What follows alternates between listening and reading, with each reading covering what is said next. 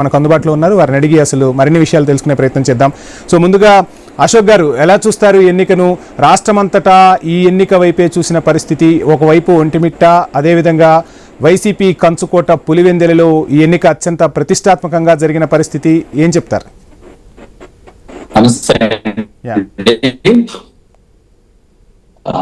అంటే ముందుగా నేను ఒక ప్రశ్న అడుగుతానండి. అంటే సూసైడ్ చేసుకోవడం అనేది రాంగా రైటా? ఎందుకు అడుగుతున్నాను అంటే అండి, ఈ రోజు పులివెందుల్లో కానివ్వండి, ఒంటిమిట్టలో కానివ్వండి జరిగినటువంటి సంఘటనలు చూస్తే గనక స్వాతంత్రం తీసుకొచ్చినటువంటి గాంధీ గారు ఉన్నా గానీ, లేదా రాజ్యాంగాన్ని రచించినటువంటి అంబేద్కర్ గారు కానీ ఉన్నట్టు అయితే కనుక సిగ్గుతో తలదించుకునేవాళ్ళండి. ముఖ్యంగా నేనైతే రాచరికము, బందిపోట్లు అలాంటివి ఏవి చూడలేదండి. కానీ ఫస్ట్ టైం రాచరికంలో ఏ విధంగా అయితే, అదే విధంగా బందిపోట్లు కొంతమందిని కిడ్నాప్ చేసినప్పుడు ఏ విధంగా అయితే జరుగుతుందో, ఇళ్లలోంచి బయటకు రానివ్వకుండా ప్రజలు మా ఓటు వినియోగించుకోనివ్వండి అని పోలీసులు కాళ్ళు పట్టుకోవటం చాలా సిగ్గుచేటండి. ఓటర్స్ ని కనీసం ఇంట్లోంచి బయటకు రానివ్వకుండా, ఊళ్ళ ముందు బయటకు రానివ్వకుండా ఒక తతంగం అయితే, ఇంకొకటి ఒక ప్లేస్ లో ఉన్న వాళ్ళని ఎక్కడో తీసుకెళ్లి వాళ్ళకు పట్టున్న చోట వేసుకొని ఎలక్షన్స్ జరపడం అనేది ఇంకా సిగ్గుచేటండి. ఒకప్పుడు ఏంటంటే రాజకీయ పార్టీలు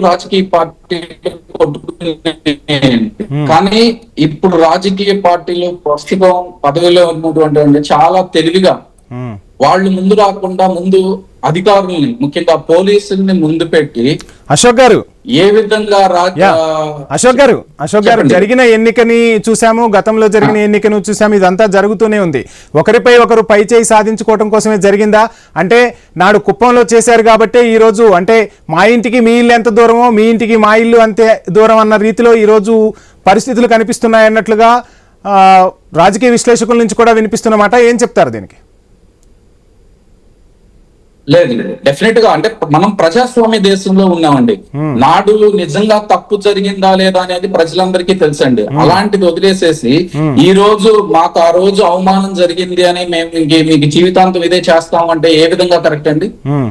ప్రజాస్వామ్యంలో ఉన్నప్పుడు ఒక పౌరుడిగా ఓటు హక్కు సత్ఫలంగా, అంటే మన ఓటు హక్కు మనము వినియోగించుకోవడం అనేది చాలా కరెక్ట్ వే అండి. రైట్ అశోక్ గారు, మళ్ళీ మీకు టైం ఇస్తాను. కుసుమ కుమార్ గారు, మొత్తంగా చూస్తున్నాం అశోక్ గారు చెప్తుంది ఏంటంటే ప్రజాస్వామ్యాన్ని ఈ రోజు కూనీ చేశారు.